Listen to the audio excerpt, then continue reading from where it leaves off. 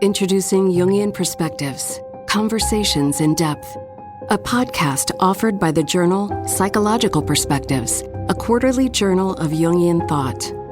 Psychological Perspectives is a beautiful journal whose mission is to promote greater consciousness by honoring and amplifying the psychology of C.G. Jung.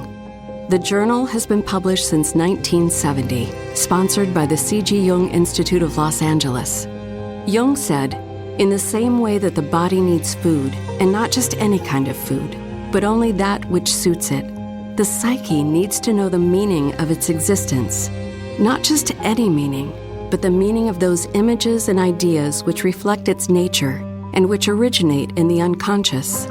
Jung was fascinated by every aspect of the psyche and its relationship with the outer world.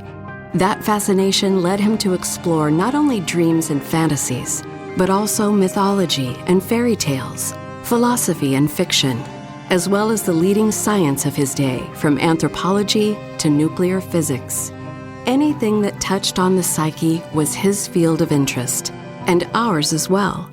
Psychological Perspectives publishes a wide range of articles, from depth psychology to science, from politics to philosophy, as well as fiction, poetry, and current book, video, and film reviews. Each issue is a feast, not only for the mind, but for the eye as well, filled with art that flows from the cover through the articles. On our new Jungian Perspectives podcast, we choose an article once a month from the journal archives and invite the author to speak with us more intimately and in depth. We offer you the chance to explore with us what relevance and meaning the Jungian perspective might have for your personal life and our collective life today. Welcome to Jungian Perspectives, Conversations in Depth. I'm Thomas Elsner, Jungian analyst, where we get to know and go deeper in with the authors who contribute articles, poetry, and art to Psychological Perspectives, a quarterly journal of Jungian thought. The podcast is co-sponsored by the Los Angeles Jung Institute and the C.G. Jung Study Center of Southern California, and funded by the generosity of the Earthways Foundation, devoted to promoting sustainable vision and action for the Earth and humanity, a vision for the future that all living things can share. Today we have with us Elliott Morgan. Elliott is a stand-up comedian, an actor, and internet personality, as well as a PhD student studying depth psychology at Pacifica Graduate Institute. His article, entitled Sacred Skies, UFOs and the Religious Function of the Psyche, that we will be discussing with him today, can be found in the Psychological Perspectives issue entitled Divine Darkness, which is volume 66, issue 3, from 2023. So today I have the great privilege of exploring this fascinating article with the author himself. Before we get to know Elliott, however, and hear from him directly, I'd like to offer some of my thoughts, some background behind why we invited Elliott and where we might go today with our conversation. The subject of UFOs is timely. In July of this year, for instance, 2023, last year now, a first ever congressional hearing on UFOs, or as they are now called UAPs, Unidentified Anomalous Phenomenon, held by a House Oversight Subcommittee, hosted 3 high-ranking and highly credible witnesses, members of the military, 2 pilots, and 1 former U.S. intelligence official, who gave testimony under oath about their personal experience and knowledge of UAPs. David Grush, an intelligence officer for 14 years and a whistleblower through the Office of the Inspector General, told this congressional panel he is, quote, absolutely, unquote, certain that the federal government is in possession of UAPs, citing interviews he said he conducted with 40 witnesses over a 4-year period. As distinct, however, from the focus of the congressional hearing, namely whether UAPs exist and what they might be, Elliott Morgan follows in the footsteps of Jung as he focuses on what he calls the enchantment around UFOs. Included in that enchantment is the dark side of the phenomenon as it appears in the stigmas of madness, lunacy, and impossibility, as well as conspiratorial government cover-ups and potential mass panic. The enchantment, Morgan suggests, may be the psycho-spiritual dimension of what he calls a living myth or a desire to make contact with the numinous, understood as a kind of holy terror, awe, or dread in a culture for whom God is dead. UFOs open, in Elliott's words, the only thing that remains constant in our modern Western culture as the very thing we have sought to eradicate, mystery.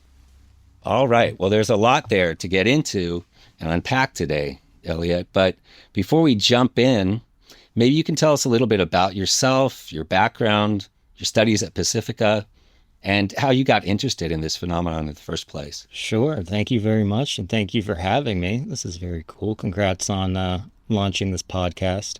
I have some notes on your guests so far, but we can talk about that. It's my fault, I guess. As you were reading that, I was like, man, these are some really smart people, especially all like the congressional stuff. I'm like, oh man, I'm really out of my depth here. But yeah, thank you for having me. My name is Elliott Morgan. I'm from Florida originally. I've been living in Los Angeles for probably the past 15 years. I got my start on the internet doing a thing called SourceFed, which was a YouTube kind of comedy news channel before we had, social media influencers. I was part of like the first or second generation of YouTubers, I guess, before that was like a real thing. And since then, I've been able to do things like stand up. I started a company with some of my friends about 5 years ago. We had some success. And then after COVID hit, I decided to kind of pivot. I felt like I'd been doing comedy for a while, and it really felt like it was kind of baseless or just sort of egocentric, and it felt like I didn't really have a perspective. It felt like I was just kind of chasing punchlines, and it felt stale. And I was probably in my, I don't know, I would have been like 35, I guess. And so my therapist recommended Pacifica, and I looked up this program, and it is the depth psychology with specialization in Jungian psychology and archetypal studies.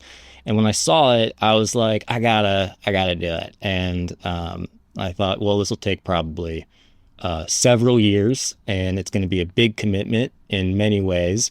And something in me was just like, this is everything I wanna learn. I studied zoology in college, so I had this kind of science background. I had an artistic background, but a friend of mine, one of my best friends, is a philosopher. He's a Lacanian, a Freudian.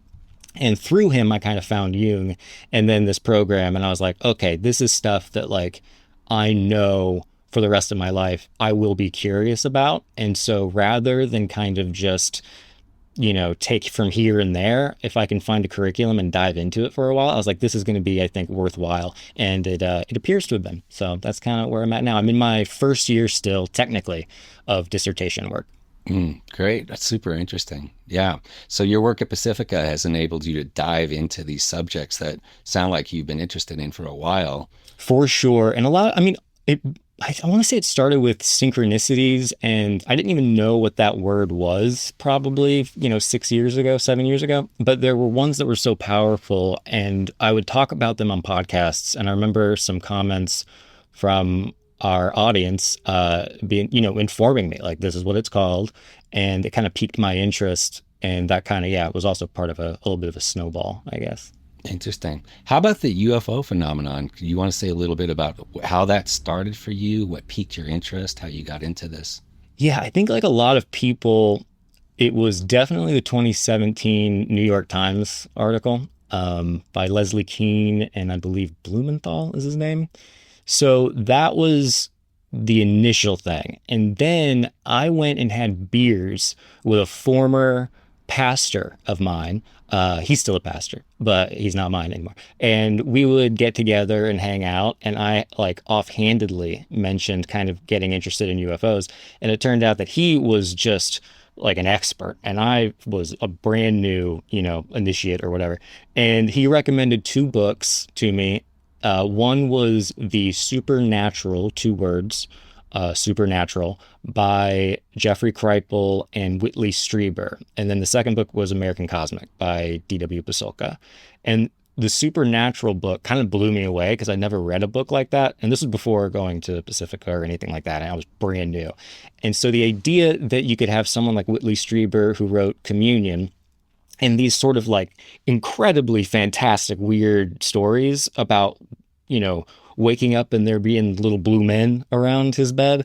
And then you had Jeffrey Kripal, who in the next chapter would academically kind of go through what he was talking about and explain it in different ways, I was like, this is just like fascinating. And that kind of broke open, I think, all of my interest in it. And since then, I'll like dive into the forums and on Reddit and all that. And the community itself, I think, is about as interesting as the phenomenon, because these folks are from all walks of life to varying degrees of commitment to the subject. And it's an endless journey. And so to this day, I'm like, I do believe ufology is probably like one of the more interesting subjects in the world, no matter your opinion on it. It's just, I think anybody can dive in and go, okay, there is something about this, even if you're the most materialist person in the world. So, yeah. Yeah, amazing. I mean, I absolutely agree. I mean, whether the phenomenon is real factually, wow, that's a huge discovery.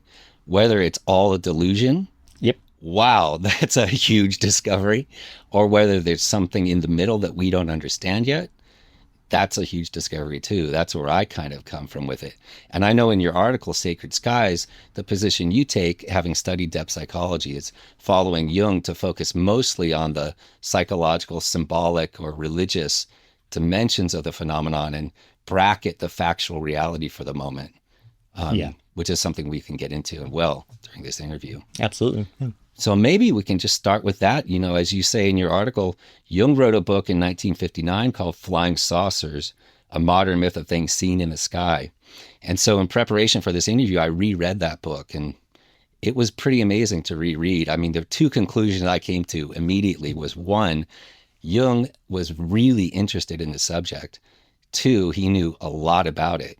He says in the book that since 1947, he basically read everything he could get his hands on. Yep. 1947 was Roswell and other incidents like that. So he was working on this subject for 12 years before he published the book. So I thought we might read the first paragraph from Jung's book, and maybe that can be an entree into, this Jungian depth psychological position. Perfect. Here's the first paragraph from Jung's book. The worldwide rumor about flying saucers presents a problem that challenges the psychologist for a number of reasons. The primary question, and apparently this is the most important point, is this: are they real or are they mere fantasy products? This question is by no means settled yet. If they are real, exactly what are they? If they're a fantasy, why should such a rumor exist? So what I'd like to ask you is, what do you think Jung means by this idea of a visionary rumor? Or we might also say, in my opinion, a modern legend. A legend is different than a fairy tale or a myth. It's described as something that actually happened. This weird thing happened to Joe Smith. You can go ask him about it. That's different than a fairy tale that happened once upon a time, or a myth that happens in another world somewhere. So, maybe this will get us into the meat of your article.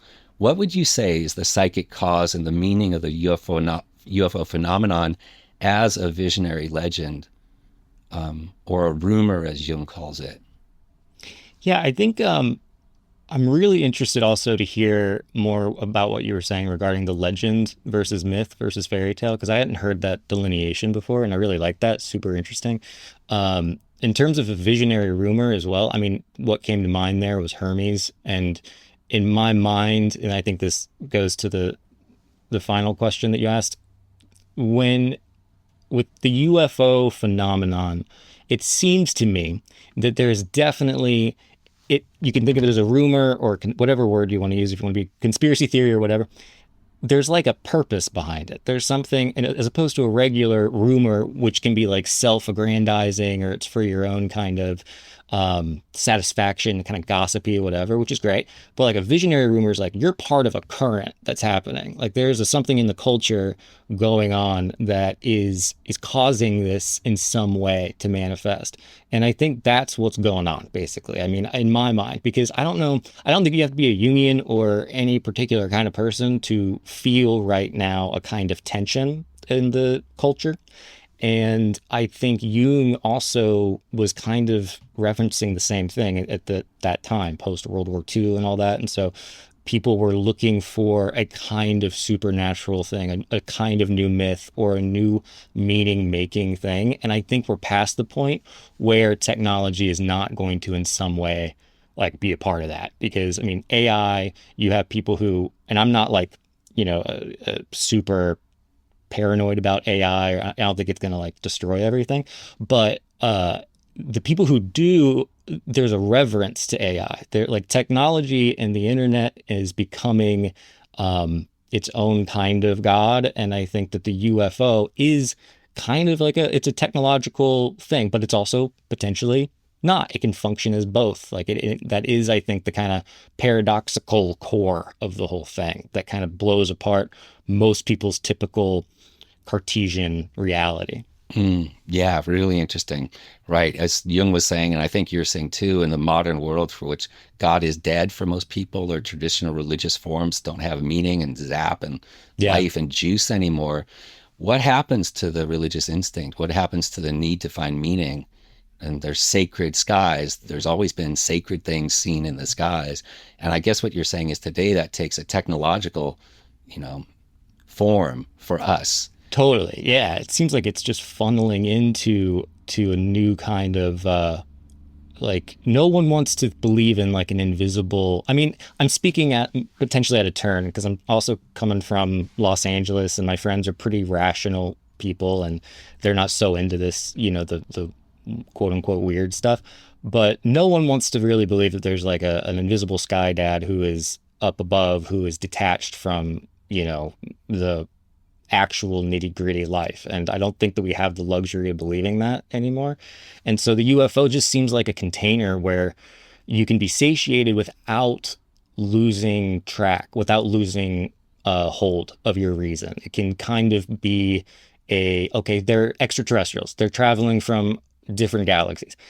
It's still plausible. It's still within the realm of possibility. And I think that allows people to express that religious function in a way that is, that they don't feel as shy about, I guess. Yeah, because, and we'll get into this later on, Jung's idea in the Flying Saucers book is that even if the UFOs are real, they can still be objects of projection.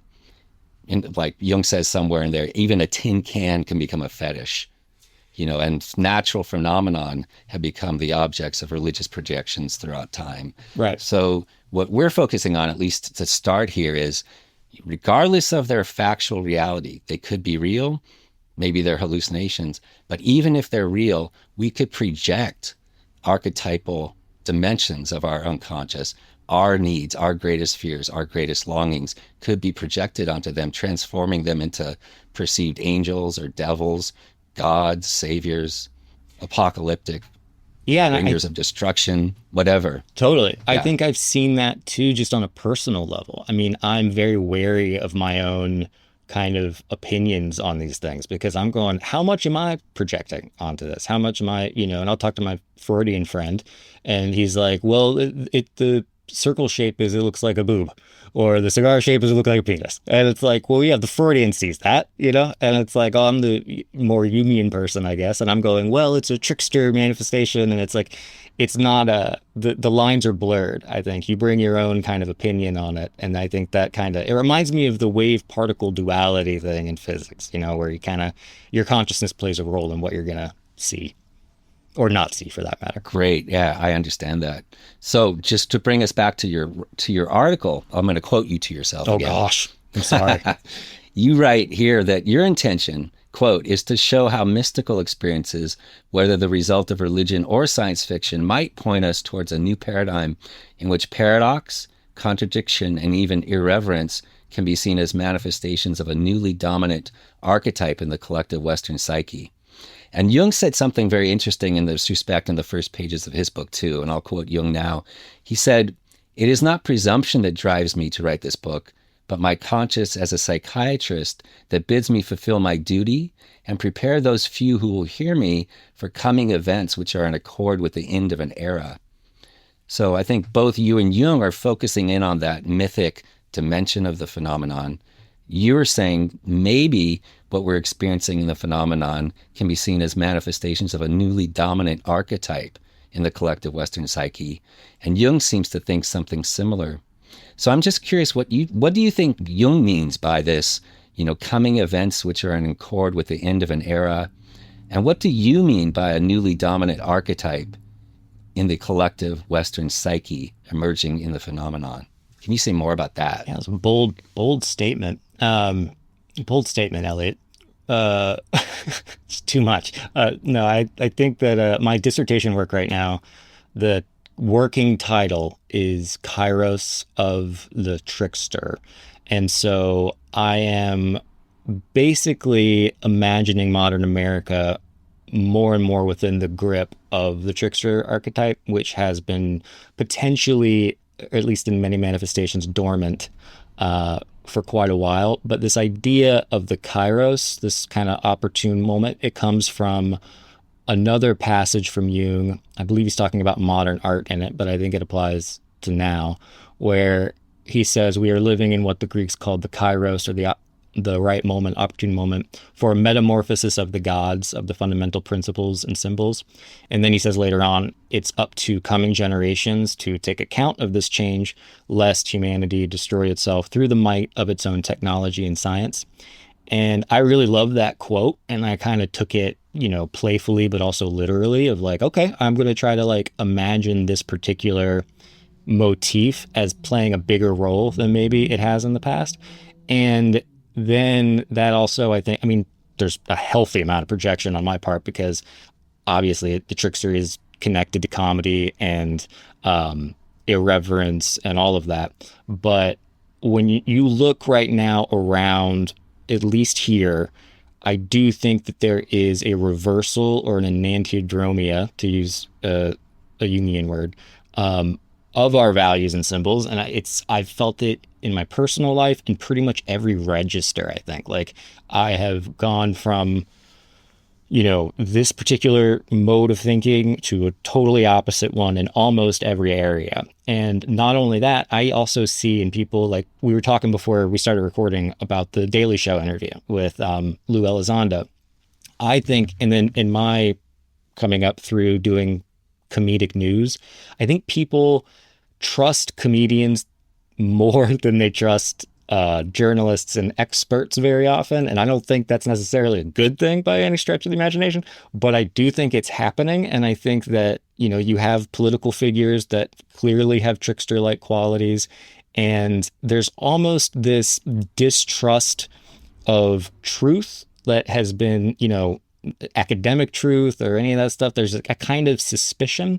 And all of that kind of paints a general picture to, and AI, and all of the stuff on the internet where a tragedy happens and a meme pops up about it 4 seconds later, and people aren't taking things seriously very much, at least from my vantage point. And obviously it's a limited vantage point, but it just kind of seems like there is a reversal happening, and time, and this is where I get kind of, I don't know if you'll agree with this, but it seems like time itself, people are feeling a sense of the wheels falling off a little bit. And I see that as kind of slipping on the banana peel, that there has been a resurgence of the trickster, basically. And I'm not saying that that's necessarily 100% true. I think it's worth exploring, because it might give context to a lot of stuff that's like happening right now that isn't so... It won't paint it in such a pathological way. We can understand these things from a perspective that has meaning attached to it, but that meaning will not look like how meaning has looked in, centuries past, I guess. Wow, that's a lot too. Well, we'll get into that. What you mean by meaning, who knows? Meaning looking differently than in centuries past. That's really pregnant. But I just want to agree with you about the trickster part, at least in part. The trickster blurs boundaries, and we have these dichotomies with this phenomenon now that are pretty rigid and binary and set. Is it real or is it a delusion? Which one? And the trickster is kind of both and. Yep. There's a real quality to it, and it's a psychic quality. It's not a delusion. It's not a pathology only. There's meaning in it. And you kind of put aside the question of true or false, which one? Right. Is that what you are getting at here? Yeah. I think there's that. In terms of my own stance, is that kind of what you're at? Yeah. I think like I have this my wife reminds me constantly that I am a Pisces, and I do have this kind of two minds about most things. And so one thing I additionally love about ufology is this, like, I can hear the skeptic in my brain like loud and clear, and then he'll just kind of go away after a while. There'll be an article that comes out, or the hearings, or the what I'm following right now is the Nazca mummies. Are you interested in that at all? That is another fascinating aspect of this, where it's like this whole field also has tricksters within it. The cast of characters alone is kind of this. I kind of want to write like a comedic movie about disclosure, just because I think that the characters are just funny. I mean, you have the scientists, and you have the military guys, and then you have the scholars, and you have the experiencers, and you have the skeptics, and it has all of these archetypes within this one particular area. And so I personally always just kind of go back and forth. I find myself going, oh yeah, you gotta be nuts to not believe that this is obviously they're real. And then this little voice will go, yeah, or maybe this is all smoke and mirrors. And maybe that's the point. Like, maybe there isn't a hard and fast like conclusion that we're going to come to. I hope we do. That'd be cool. Or maybe I don't. And there you go. Or, as you said earlier, maybe the conclusion we'll come to will be something completely out of the binary and completely different in terms of meaning than we've known before. Yeah. Have you ever seen a UFO? I haven't. Boy, I wish I have. One time my now wife got us an Airbnb in Joshua Tree that was a UFO, and that was about as close as I've ever gotten. I don't know if you've ever seen those like little yurts, but it was, she knew I was getting into it. She was like, all right, come on, let's go. And I was like, maybe if I ask. But no, I've never seen a UFO. I am mostly fascinated, though, by the people who have, and the people who, like, the experiencers, because those also seem to be the most stigmatized, where people can funnel their interest in ufology solely into the kind of the government cover-up aspect. But I'm really interested in the people who, they see it, the mantis person or whatever, and the consistency in their stories is so fascinating to me. Like, the fact that they line up and they have the same motifs constantly is very cool. I mean, I've had weird experiences and weird synchronicities, but nothing where I go, yeah, there it is. I know my friend has, and I know people who have, but hopefully, fingers crossed. Have you? No, I have never seen one myself. My wife, Monica Wickman, has seen them. I know a lot of people who have seen them. I've had dreams of UFOs. We'll talk about dreams of UFOs coming up here soon. Great. And that's actually what's gotten me interested in the phenomenon too, is dreams. And my son saw one, though. Oh, really? A few months ago. My dad has seen one, I think. Yeah, he kind of gets a little shy about talking about it. But I'm like, yeah, no, that sounds about right. They're kind of like ghost stories, I've noticed. If you get around a group of people and people have had a few beers or something, and someone tells a UFO story, other people will start to tell them. Oh, and I mean, I will stop. I'll turn the music off. I'll be like, everybody pay attention to this. We have a story right now. Yeah. Yeah, it reminds me also of that. I don't know if you sent the quote of Jung of going, the soul longs for these images. And it is, I do think that happens because everyone quiets down and goes, hey, what happened? What was it? May I ask secondhand what your son witnessed? Was it a craft? Absolutely. Yeah. He was flying from New Mexico to Santa Barbara. And he just noticed out the window a round metallic object flying underneath the plane, which he described as maybe 20, 30 feet in diameter. No way. Yeah, it just zipped by. He said he saw it for 5 to 10 seconds. He had his eye on it. And it didn't create any numinous experience in him. Oh, really? It was just like, yeah, I saw it.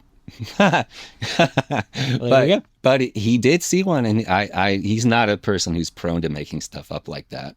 No, I kind of have I just accept people's stories as truth because I'm not going to waste, why would you lie about it? It's like the people I think who see it, it's easier for everyone to just take them at face value and go, yeah, you saw something. Well, and I think especially in the last, like you said, since 2017 with the New York Times article, there's been such an explosion of really credible witnesses, military pilots, ex-Pentagon officials that have come out and said, for sure, these things exist, which when I was a kid growing up, I couldn't even imagine that you would see such things on CNN or 60 Minutes or the New York Times or congressional hearings. It was unimaginable. So there's that to contend with. But to get back to what you said, yeah, Jung said the hunger of the soul is sated by the vision of numinous images. And that really is the subject of your article. So I want to get back to that subject, the numinosity of this subject. You talk about, and this is another quote, I'll quote you back to yourself, a new God image that looks vastly different from its previous iterations, that is paradoxically both material and immaterial, both outside and inside. So let's get into that. Maybe you can tell us more what you have in mind here and how the UFO phenomenon relates to what you're calling a new God image that, no longer splits inner and outer or psyche and matter. It is something about the phenomenon that they exhibit strange properties. They can exhibit physical properties, so-called, and then they can become immaterial. Yeah. Both.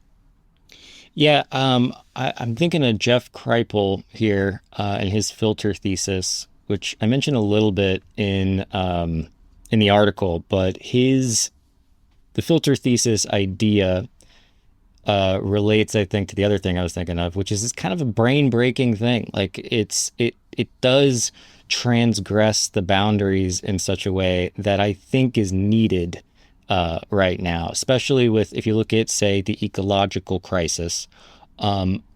People, I think, are people are very numb right now, and I think that there is a sense of either everything is meaningless, or you just got to kind of make up your own meaning and it's on you, and you got to kind of construct it, and it's an individual endeavor, and you do it because you got to. But this is kind of something where I do think it allows people to feel a sense of something bigger than themselves without, again, needing to go to a church and follow a particular creed. Like it's a big umbrella with the UFO, and it seems like it allows for materialists, it allows for the nuts and bolts folks, and it also allows for the people who are like, the more kind of new agey, the more spiritual. This is an interdimensional thing, or ultra terrestrial, and whatever. And so it just kind of seems really apt for the times. It seems like an appropriate thing. Like if I were writing, like if I was God, which I'm really not, despite what I'm accused of all the time, I can understand being like, if I want to shake these people, if I want to wake them up, we got to get new stories going. And I think that that's what's going on here, but it's not a story in the sense of pure fiction. They're going to need something that they can see and touch and feel and look at. And I think that's kind of hopefully what's going on. Well, so if you don't mind me asking, if we just take a minute and say, okay, let's assume they're real. Like imagine one just landed right outside the door and there it is. What would happen inside of you? What's your imagination? What would be your transformation, if any, if this were really true? Yeah, how would it change things? I thought I would be, prior to that article coming out about, not an article, excuse me, I saw a tweet from when they shot down the spy balloons or whatever, and they just said, shot down UFO.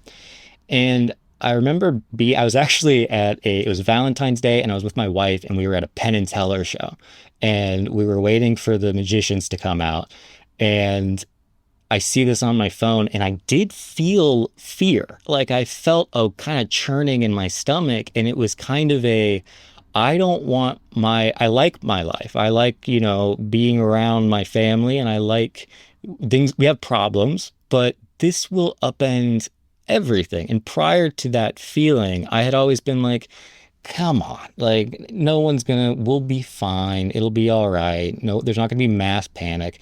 But after that, I was like, nope, I think there might be, because I certainly felt a tinge of, oh, what would that be? Oh, there would be fear, not of the extraterrestrials like annihilating us, but a fear of losing the stability and just kind of, life changing. It was just a very kind of a pang of fear. And then there was that kind of boyish, like, boy, I hope this is, something legit. So, yeah, I mean, if it landed, I would call my wife and I would be like, hey, this, things are about to be different, and buckle up, I guess, because we'll see how everything else goes. Jung has a very funny thing. I think that he says at one point where he's like, if they're trying to keep this a secret because of, mass panic, that's the psychologically stupidest thing they could do. We already know about the H-bomb, and that's about as shocking as you can get, but everyone knows about it without fainting. That's actually a really good point. So I don't know that it's necessarily, though, that reality that is going to shock people. I think it will just change. Yeah, I think it would be highly disruptive. What do you think? I mean, I could be very wrong, but no, well, I mean, I'm just listening to you. I get it. I mean, what if I understand you correctly? There would be a tinge of an apocalyptic quality to it, i.e., the world as I know it just ended. Yes, it would be. Yeah, it would be BC AD. It would be like, this is or before COVID, after COVID. It would be like one of those markers where you're like, okay, we're gonna have to adjust. And I think it would be. It also, even imagining that scenario, kind of points to this sense that I think a lot of people have right now of an open-endedness and a kind of chaotic feeling, and that would, I think, send it into warp drive, pun intended. Well, especially for depth psychologists, this is interesting for us. I think this is where we have something to contribute, because we are used to this in our work with clients, in our own individual lives, our own symbolic deaths and rebirths. I mean, the symbol of transformation throughout the world is die and be reborn. The death of the old thing is the birth of a new thing. And as you said earlier, our culture is at a standstill. We're at a point where the old values are either dead or they don't work very well anymore. Jung in 1957, I think he wrote to David Cox, he said, we're headed for universal genocide unless we can work out the way of salvation through a symbolic death. And Martin Luther King said something similar a few years later. He said, America, for its very survival's sake, is going to have to die to values which we've held sacred for hundreds of years. Consumerism, militarism, racism. So there's this sense, as you describe it, like, here's the UFO landed. How motivated am I going to be to just, pay my taxes, watch Paramount Plus, buy my new super cool car? Wow, that could just be a kind of apocalyptic death of consciousness. Yeah, I'm already barely motivated to pay my taxes, so that'll seal the deal. Ian McGilchrist said something similar, because we have this kind of thing, well, we need to unite, we need to come together. I mean, it's an election season right now, but also the ecological stuff, climate change. There is this idea of like, well, so how are we going to save this planet? Like, what's the point of saving a planet if we are like dead inside? Like, if we're trying to worry about out there so we're just going to sustain ourselves and keep this like kind of malaise going. I think that, there needs to be a jolt, like they were saying. So, and I think that like, coming up with this framework or finding a container outside yourself for meaning is going to be one way that happens. That's really interesting. Well, that's a good segue into the meaning dimension of UFOs and as a psychic phenomenon, say in dreams. This is, as I said earlier, the reason I got interested in UFOs in the first place. I had some UFO dreams. And I had never been interested in this type of thing ever. For me, it was just kooky and strange. Like, if weird people would go to UFO conferences, and if I brought up the subject with my friends, they would just laugh at me. And, but then about 15 years ago, I'll tell you a couple dreams I had. Please. One is that I was in the house I lived in 15 years ago. There was a big plate glass window. And in the dream, it was night. I was in my house looking outside of the plate glass window. And there was two little aliens on the other side of the window. And they looked like aliens. This is part of the ubiquity of the phenomenon. Yeah. If you tell a 5-year-old kid, draw an alien, they'll draw one. They know what it looks like. And somehow they communicated with me in the dream. They said, yep, the government knows all about UFOs, but they're not telling anyone because then children would not be able to sleep in their beds at night. That was the dream. Whoa. And how did you feel when you woke up? it was just one of those dreams from out of left field. Yeah. And I was wondering about, like, children can't sleep in their beds at night. That's a very curious part. Yeah. And I just wondered about it. And then it got me interested in checking out the legends, I would say back then, of UFOs. And that's part of the government conspiracy theory for sure, is the government does know about the phenomenon. And one of the reasons they're not going to disclose it is that it's going to induce mass panic. So then I had another dream about a year later. I was in my room in bed, and I had a skylight that was round in my bedroom. And this was a weird one. A being from the stars came through the skylight, went into my closet, put on a suit of human clothing, like a human body, and then came out and shook my hand. I got to get dressed first. Hang on. I got to get dressed. So this, as it turns out, is part of the story too of UFOs, that they're containers for souls, or that they can take on human forms. This is something I never had heard about prior to that dream. Yeah, the kind of the Nordic, there's all the different species, the Nordics and the Greys and the Mantises, and the Nordics can be seen, or reportedly seen. Those stories get spooky real quick, of especially people who believe they've seen in real life something like that. What your first dream reminded me of was, are you familiar with the name Mick West? No. Mick West is a very prominent skeptic, and he's kind of one of the major debunkers of UFO sightings, the whole thing. He's very he will spend a very long time going, this is a camera thing, this is a whatever, I forget the name of the term, but this isn't this is a radar blip, it's not a actual object. The whole thing is to disprove every single thing that comes across.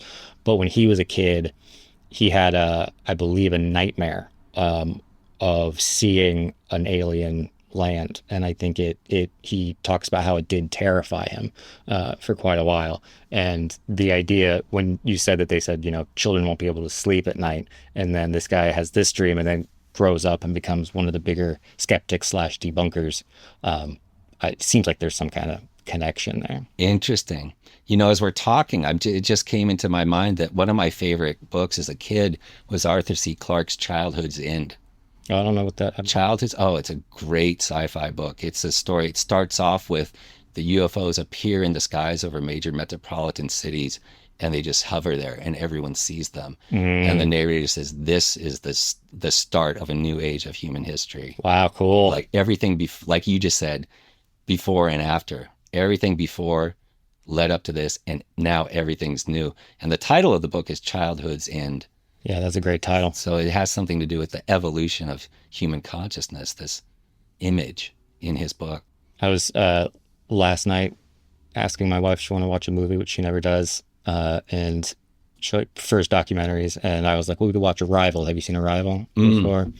And she hasn't seen it. And I was like, well, that's a little intense right now. Maybe we'll watch a comedy. But the initial film that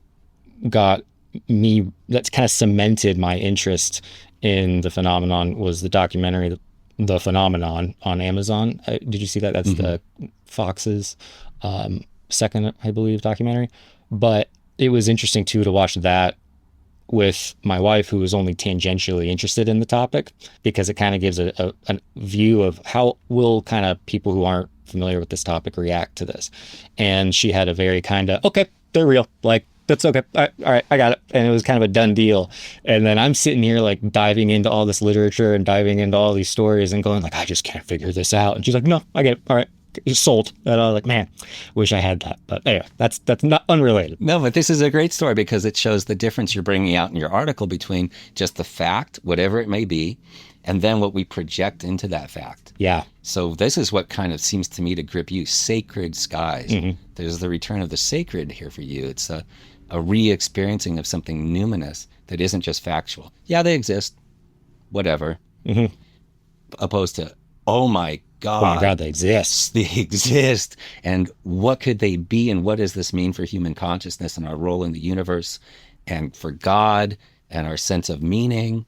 And all of this psychological stuff is wrapped up for you at least, with this phenomenon, sacred skies. Totally. And I think the individualism that we kind of all have, I think, in our culture gets kind of thrown out the window when something like this happens, and kind of you have to totally have a paradigm shift.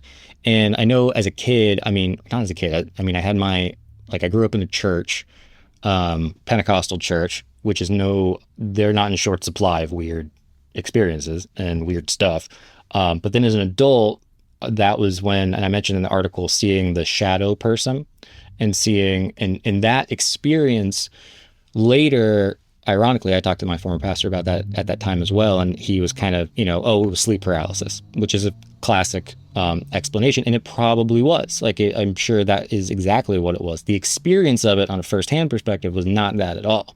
And it was quite different than some of the other typical shadow person story that you hear. But I think that also plays into my interest on it, because it's like, what was there? There are these things that happen, I think, that can punctuate our lives, where, at least for me, I can go back to that and go, I still don't get it. I still don't understand that. And then the UFO is kind of just emblematic of that, I think. Interesting. Yeah. So we're talking about now this symbolic, psychological, what UFOs are emblematic of, at least for you, which is really interesting. And of course, in Jung's book, Flying Saucers, he's got a long section in that book about UFOs in dreams. He gives an extended commentary on UFO dreams and interprets those, as well as UFOs in modern art and interpreting what that might mean, from the psychological perspective. Literature of UFO encounters, analyzing those from the psychological perspective, not as factual stories, but as if they were dreams. Jung brings to bear his mythological, symbolic understanding to these legends, and interprets them like you would some other fairy tale or dream or legend or myth, and trying to extract the meaning of them. But in keeping with the trickster theme of the both and, or UFOs as psychic and factual, he also has a section in his book entitled UFOs Considered in a Non-Psychological Light. And this blew my mind because I had forgotten that he had written that chapter. So here he says, I'll quote a paragraph from the chapter, because this was very interesting to me for Jung, the psychologist. As he studied UFOs for 12 years, he knows all the literature, and he's talked to government officials and military officials himself about this. So this is what he says: UFOs considered in a non-psychological light. Unfortunately, however, there are good reasons why the UFOs cannot be disposed of in this simple manner. In other words, it's nothing more than psychic phantasms. So far as I know, it remains as an established fact, supported by numerous observations, that UFOs have not only been seen visually, but have been also picked up on the radar screen and have left traces on the photographic plate, which, boy, do we have times 1,000 evidence of that today compared to 1959. It boils down to nothing less than this: either psychic projections throw back a radar echo, or else the appearance of real objects affords an opportunity for mythological projections. And then he continues, if these things are real, and by all human standards, it hardly seems possible to doubt this any longer, then we are left with only two hypotheses, that of their weightlessness on the one hand, and of their psychic nature on the other. In other words, that something psychic is endowed with certain physical properties. That blew my mind to read that from Jung. Yeah. Yeah. So what's your take on that? I would say, and this is an ever-changing opinion, especially as kind of a newbie to the subject, but what came to mind was the Jung's later iterations of archetype as being not necessarily solely intrapsychic, but essentially being structuring, structures for all of reality that can kind of manifest at different levels. And so I see it as kind of just an incredibly archetypal experience that does bleed over into the physical reality in a very real way, not in like a kind of, oh, you're seeing something physical because it's in your brain. You're seeing something physical because it's there, because it's archetypal, because that there is a permeating, the archetype is both. We're kind of existing, I guess, in the lattice work of the archetypes, and the presence of a UFO seems like it kind of almost like a glitch, like oops, like there's a tricky kind of thing where they run away too, they disappear, and a dreamlike quality. I kind of lost the train of thought there, but I don't know. Does that make any sense? Yeah, it does to me. I mean, it's in line with what you were saying about the trickster, right? The sense that, are these things psychic or are they factual? And the answer is both. Yeah. Both. Yeah. And that's akin to Jung's idea of synchronicity, in which, there's a symbol in the truth of things, and the material world isn't divorced from psyche as we've thought it to be in the last 500 years of European civilization. And so there can be a psychic quality or an archetypal quality to this phenomenon. And also, it's something I'm going to tap on the desk now, experience outwardly. Yep. And so that would be, if I understand you correctly, the trickster thing would be, boy, does that blow apart our sense of inner and outer, psychic and factual. Both, neither.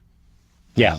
It really challenges that paradigm, is what I hear you saying. Totally. That's exactly it. I think it would break, brain breaking, I say jokingly, but really the very foundations of our worldview, I think, would be completely shattered in that case. But I also think that is what is happening with, say, something like quantum physics, where, and I hesitate to do that because I'm not an expert in it. And I also know that you don't want to take some other discipline and use it to necessarily justify other things. But at the same time, the Copenhagen interpretation is kind of hard to deny that itself is a Copernican revolution in its own right that we haven't yet, I think, adopted or kind of caught up with culturally. Like, we still think in a Newtonian way, and the UFO seems like a manifestation of a quantum understanding of reality, where it's, I was talking to somebody about this, like,